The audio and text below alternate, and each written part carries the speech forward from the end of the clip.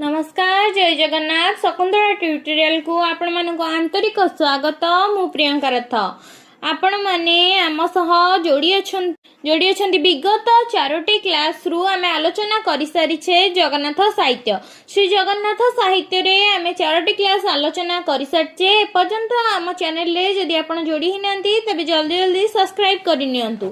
तबे चलंतु आरंभ करिबा 165 नंबर थारु। प्रथम प्रश्न है तालध्वज रथर उच्चता केते आमे खाली आलोचना कर देइथिले जगन्नाथ रथ विषय रे नंदीघोष रथर सबुकी वर्णना आमे सारी देइथिले। आज तालध्वज रथ विषय रे जानिबा। तालध्वज रथर पताकार ना कोन थिला उन्ननी। तालध्वज रथ दौड़ीर ना कोन थिला बासुकी। तबे तालध्वज रथर उच्चता केते 44 फुट। 44 फुट होउची तालध्वज रथर उच्चता। तालध्वज रथर चक संख्या केते तालध्वज रथर चक संख्या केते तालध्वज रथर चक संख्या 14। नेक्स्ट क्वेश्चन तालध्वज रथर सारथी किए मातली हेउछंती तालध्वज रथर सारथी। नंदीघोष रथर सारथी किए थिले दारुक हेउथिले नंदीघोष रथर सारथी एवं तालध्वज रथर सारथी किए मातली हेउछंती तालध्वज रथर सारथी। तालध्वज रथर अश्वर नाम कोन शंख सूचित अंगद मेघनाद। शंख सूचित अंगद मेघनाद 4टी अश्व हेउछंती तालध्वज रथर अश्व। तालध्वज रथर अश्व मानकर ना कोन शंख सूचित अंगद मेघनाद। शंख सूचित अंगद और मेघनाद। नेक्स्ट क्वेश्चन तालध्वज रथर द्वारपाल किए नंद सुनंद हेउछंती तालध्वज रथर द्वारपाल। नंदीघोष रथर द्वारपाल किए थिले जय विजय थिले नंदीघोष रथर द्वारपाल। सेमती तालध्वज रथर द्वारपाल किए नंद सुनंद। तालध्वज रथर रक्षक किए भास्कर हेउछंती तालध्वज रथर रक्षक। जेमिति कि नंदीघोष रथर रक्षक थिले गरुड़ सेमिति तालध्वज रथर रक्षक हेउछंती भास्कर। तालध्वज रथर देवी किए जयदुर्गा हेउछंती तालध्वज रथर देवी। तालध्वज रथर देवी किए जयदुर्गा हेउछंती तालध्वज रथर देवी। तालध्वज रथ कनार रंग कोन लाल और नील हेउची तालध्वज रथ कनार रंग। तालध्वज रथ कनार रंग कोन लाल और नील हेउची तालध्वज रथ कनार रंग। सुभद्रांक रथर नाम कोन दर्पदलन हेउची सुभद्रांक रथर नाम। दर्पदलन हेउची सुभद्रांक रथ। दर्पदलन रथर पताकार नाम कोन दर्पदलन रथर पताकार नाम नादम्बिका। दर्पदलन रथर पताकार नाम कोन नादम्बिका। दर्पदलन रथ दौड़ीर नाम कोन दर्पदलन रथ दौड़ीर नाम हैला स्वर्णचूड़। आमे प्रथमे नंदीघोष रथ विषय जानले तापरे तालध्वज रथ विषय जानले एबे कहा विषय जानुछे दर्पदलन रथ बा सुभद्रांक रथ विषय जानुछे। दर्पदलन रथर उच्चता केते 44 फुट 6 इंच बा 32 हाथ 14 अंगुली। 32 हाथ 14 अंगुली बा 44 फुट 6 इंची। दर्पदलन रथर चक संख्या केते दर्पदलन रथर चक संख्या 12। दर्पदलन रथर चक संख्या केते दर्पदलन रथर चक संख्या 12। दर्पदलन रथर चक संख्या केते 12। दर्पदलन रथर सारथी किए दर्पदलन रथर सारथी हेउछंती अर्जुन। दर्पदलन रथर सारथी किए दर्पदलन रथर सारथी हेउछंती अर्जुन। दर्पदलन रथर अश्वर नाम कोन रोचिका मोचिका जिता अपराजिता हेउछंती दर्पदलन रथर अश्वर नाम। रोचिका मोचिका जिता अपराजिता हेउछंती दर्पदलन रथर अश्वर नाम। नेक्स्ट क्वेश्चन दर्पदलन रथर द्वारपाल किए गंगा जमुना हेउछंती दर्पदलन रथर द्वारपाल। दर्पदलन रथर द्वारपाल किए गंगा जमुना हेउछंती दर्पदलन रथर द्वारपाल। ଦର୍ପଦଳନ ରଥର ରକ୍ଷକ କିଏ? ଜୟ ଦୁର୍ଗା ଓ ଉଗ୍ରଚଣ୍ଡୀ ହେଉଛନ୍ତି ଦର୍ପଦଳନ ରଥର ରକ୍ଷକ। ଦର୍ପଦଳନ ରଥର ଦେବୀ କିଏ? ଶ୍ରୀଦେବୀ ଓ ଭୂଦେବୀ ହେଉଛନ୍ତି ଦର୍ପଦଳନ ରଥର ଦେବୀ। ଦର୍ପଦଳନ ରଥ କନାର ରଙ୍ଗ କ'ଣ? ଲାଲ ଓ କଳା। ସୁଦର୍ଶନ କେଉଁ ରଥରେ ଯାଇଛନ୍ତି? ଦର୍ପଦଳନ ରଥରେ ସୁଦର୍ଶନ ଯାଇଛନ୍ତି। ପ୍ରତି ରଥରେ କେତେ ଜଣ ଲେଖାଏଁ ପାର୍ଶ୍ୱ ଦେବତା ଥାଆନ୍ତି? ପ୍ରତି ରଥରେ 9 ଜଣ ଲେଖାଏଁ ପାର୍ଶ୍ୱ ଦେବତା ଥାଆନ୍ତି। ପ୍ରତି ରଥରେ କେତେ ଜଣ ଲେଖାଏଁ ପାର୍ଶ୍ୱ ଦେବତା ଥାଆନ୍ତି? 9 ଜଣ ଲେଖାଏଁ। ଜଗନ୍ନାଥ, ବଳଭଦ୍ର ଓ ସୁଭଦ୍ରାଙ୍କ କାଠ ସଂଖ୍ୟା କେତେ? ଜଗନ୍ନାଥଙ୍କର ହେଉଛି 832, ବଳଭଦ୍ରଙ୍କର 763 ଓ ସୁଭଦ୍ରାଙ୍କର 593। କୋଉ କୋଉ ପୁସ୍ତକରେ 793 ଜଗନ୍ନାଥଙ୍କର କାଠ ସଂଖ୍ୟା ବୋଲି ମଧ୍ୟ କୁହାଯାଇଛି। ଜଗନ୍ନାଥ କେଉଁ ଭକ୍ତ ଜାତିରେ ଯବନ ଥିଲେ? ଜଗନ୍ନାଥଙ୍କର ଶାଲବେଗ ଭକ୍ତ ଜାତିରେ ଯବନ ଥିଲେ। ଜାତିରେ ଯବନ କିଏ ଥିଲେ? ଶାଲବେଗ। ଜଗନ୍ନାଥ କେଉଁ ଭକ୍ତର ସମାଧିପୀଠ ପୁରୀ ବଡ଼ଦାଣ୍ଡରେ ରହିଛି? ଶାଲବେଗଙ୍କର ସମାଧିପୀଠ ଜଗନ୍ନାଥଙ୍କ ଦ୍ୱାର ପୁରୀ ବଡ଼ଦାଣ୍ଡରେ ରହିଛି। ଶ୍ରୀ ଜଗନ୍ନାଥ କେଉଁ ଭକ୍ତକୁ ସ୍ୱର୍ଣ୍ଣ ଥାଳିରେ ମହାପ୍ରସାଦ ଦେଇଥିଲେ? ଶ୍ରୀ ଜଗନ୍ନାଥ ବନ୍ଧୁ ମହାନ୍ତିଙ୍କୁ ସ୍ୱର୍ଣ୍ଣ ଥାଳିରେ ମହାପ୍ରସାଦ ଦେଇଥିଲେ। ଜଗନ୍ନାଥଙ୍କର କେଉଁ ଭକ୍ତ ସର୍ବଦା ବେଶ୍ୟାସକ୍ତ ଥିଲେ? ଜଗନ୍ନାଥଙ୍କର ବଳରାମ ଦାସ ସର୍ବଦା ଭକ୍ତ ସର୍ବଦା ବେଶ୍ୟାସକ୍ତ ଥିଲେ। ବଳରାମ ଦାସ ସର୍ବଦା ବେଶ୍ୟାସକ୍ତ ଥିଲେ। କେଉଁ ଭକ୍ତ ଜଗନ୍ନାଥଙ୍କୁ ବାଲିରଥରେ ଆହ୍ୱାନ କରିଥିଲେ? ବଳରାମ ଦାସ ଜଗନ୍ନାଥଙ୍କୁ ବାଲିରଥରେ ଆହ୍ୱାନ କରିଥିଲେ। କେଉଁ ଭକ୍ତ ପାଇଁ ଶ୍ରୀ ଜଗନ୍ନାଥ ଗଜାନନ ବେଶ ହୋଇଛନ୍ତି? ଗଣପତି ଭଟ୍ଟଙ୍କ ପାଇଁ ଶ୍ରୀ ଜଗନ୍ନାଥ ଗଜାନନ ବେଶ ହୋଇଛନ୍ତି। ଗଣପତି ଭଟ୍ଟଙ୍କ ପାଇଁ ଶ୍ରୀ ଜଗନ୍ନାଥ ଗଜାନନ ବେଶ ହୋଇଛନ୍ତି। କେଉଁ ଭକ୍ତର ନଡ଼ିଆକୁ ସ୍ୱୟଂ ଜଗନ୍ନାଥ ଗରୁଡ଼ ଖମ୍ବ ନିକଟକୁ ହାତ ବଢ଼ାଇ ନେଇଥିଲେ?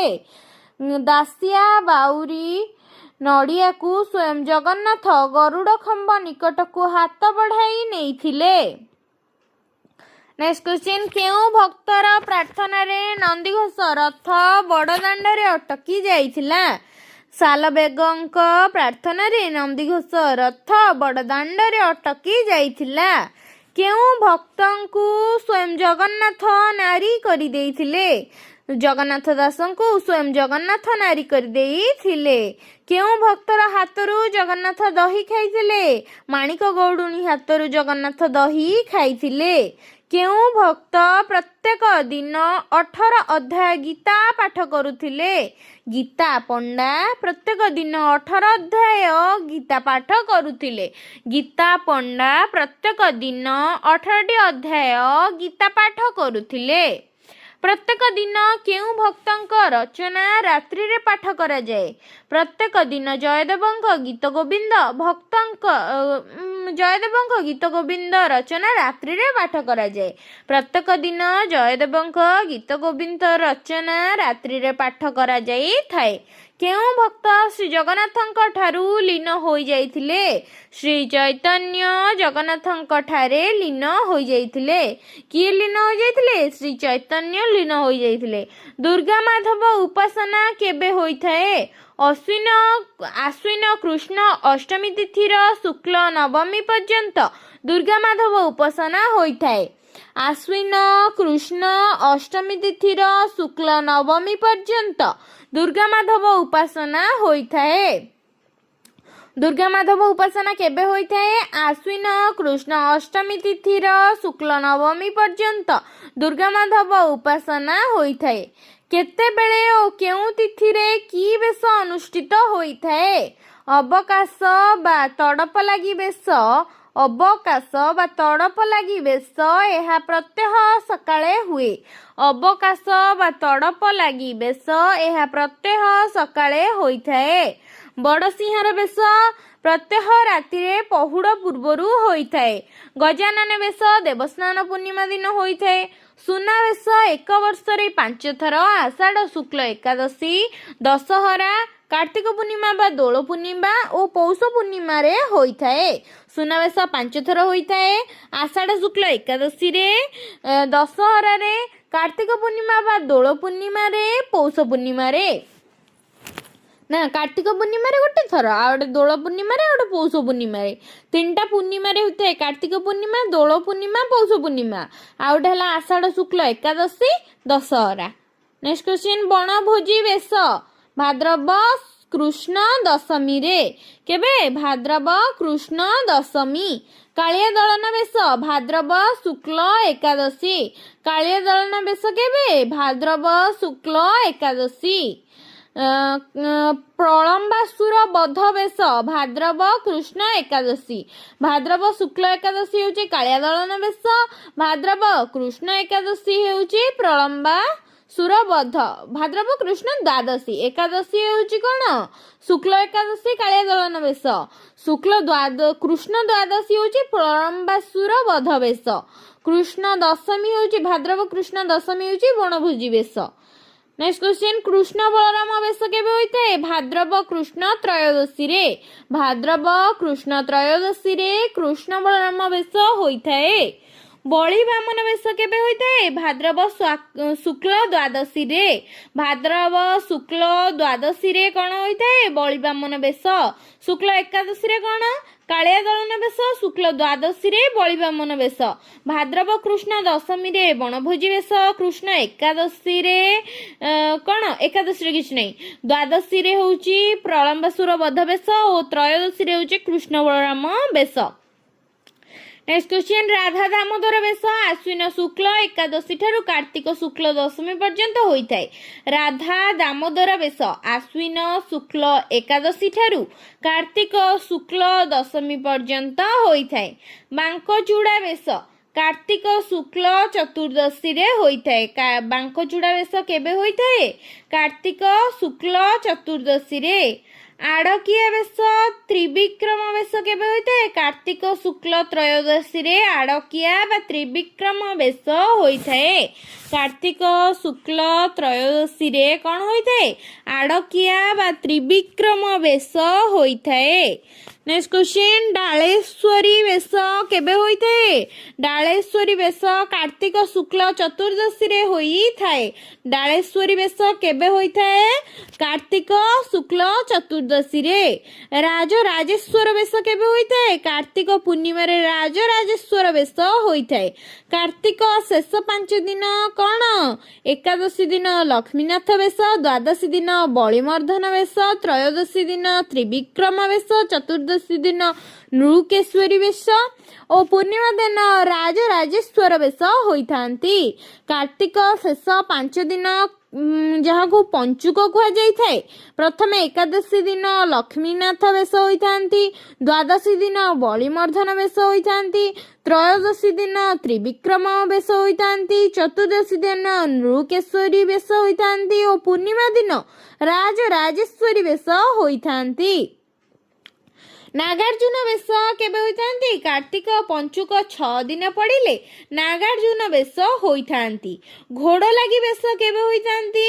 ନା, ମାର୍ଗଶିର ଶୁକ୍ଳ ଷଷ୍ଠୀ ଠାରୁ ମାଘ ବସନ୍ତ ପଞ୍ଚମୀ ପର୍ଯ୍ୟନ୍ତ ଘୋଡ଼ଲାଗି ବେଶ ହୋଇଥାନ୍ତି। ମାର୍ଗଶିର ଶୁକ୍ଳ ଷଷ୍ଠୀ ଠାରୁ ମାଘ ବସନ୍ତ ପଞ୍ଚମୀ ପର୍ଯ୍ୟନ୍ତ ଘୋଡ଼ଲାଗି ବେଶ ହୋଇଥାନ୍ତି। ନେକ୍ସଟ କ୍ୱେଶ୍ଚିନ୍, ପଦ୍ମ ବେଶ କେବେ ହୋଇଥାନ୍ତି? ମାଘ ଅମାବାସ୍ୟା ପରେ ବସନ୍ତ ପଞ୍ଚମୀ ମଧ୍ୟରେ ବୁଧବାର ବା ଶନିବାର ହୁଏ, ତାହାକୁ ପଦ୍ମ ବେଶ କୁହାଯାଏ। ପଦ୍ମ ବେଶ କେବେ ହୋଇଥାଏ? ନା, ମାଘ ଅମାବାସ୍ୟା ପରେ ବସନ୍ତ ପଞ୍ଚମୀ ମଧ୍ୟରେ। ମାଘ ଅମାବାସ୍ୟା ପରେ ଓ ବସନ୍ତ ପଞ୍ଚମୀ ମଧ୍ୟରେ ଯେଉଁ ବୁଧବାର ବା ଶନିବାର ପଡ଼େ ସେଇଦିନ ପଦ୍ମ ବେଶ ହୋଇଥାଏ। ଗଜ ଉଦ୍ଧାରଣ ବେଶ କେବେ ହୋଇଥାଏ? ମାଘ ପୂର୍ଣ୍ଣିମା ତିଥିରେ ଗଜ ଉଦ୍ଧାରଣ ବେଶ ହୋଇଥାଏ। ଦୁର୍ଗା ମାଧବ ଉପାସନା କେବେ ହୋଇଥାଏ? ଆଶ୍ୱିନ କୃଷ୍ଣ ଅଷ୍ଟମୀ ତିଥିରେ ଶୁକ୍ଳ ନବମୀ ପର୍ଯ୍ୟନ୍ତ ଦୁର୍ଗା ମାଧବ ଉପାସନା ହୋଇଥାଏ। ଦୁର୍ଗା ମାଧବ ଉପାସନା କେବେ ହୋଇଥାଏ? ଆଶ୍ୱିନ କୃଷ୍ଣ ଅଷ୍ଟମୀ ତିଥିରୁ ଶୁକ୍ଳ ନବମୀ ତିଥି ପର୍ଯ୍ୟନ୍ତ ଦୁର୍ଗା ମାଧବ ଉପାସନା ହୋଇଥାଏ। ତେବେ ଆଜି ଆମର ଶ୍ରୀ ଜଗନ୍ନାଥ ସାହିତ୍ୟର ଆଲୋଚନା ଶେଷ ହେଲା। टोटाल उपरे आमे 201टा क्वेश्चन आमे आलोचना कर सारिचे जेमिति ले या भितरु गोटे दीटा क्वेश्चन आसीबो बोली मु आशा करूछि। तबे वीडियोटी भलो लागिथिले लाइक शेयर सब्सक्राइब करि नेबे।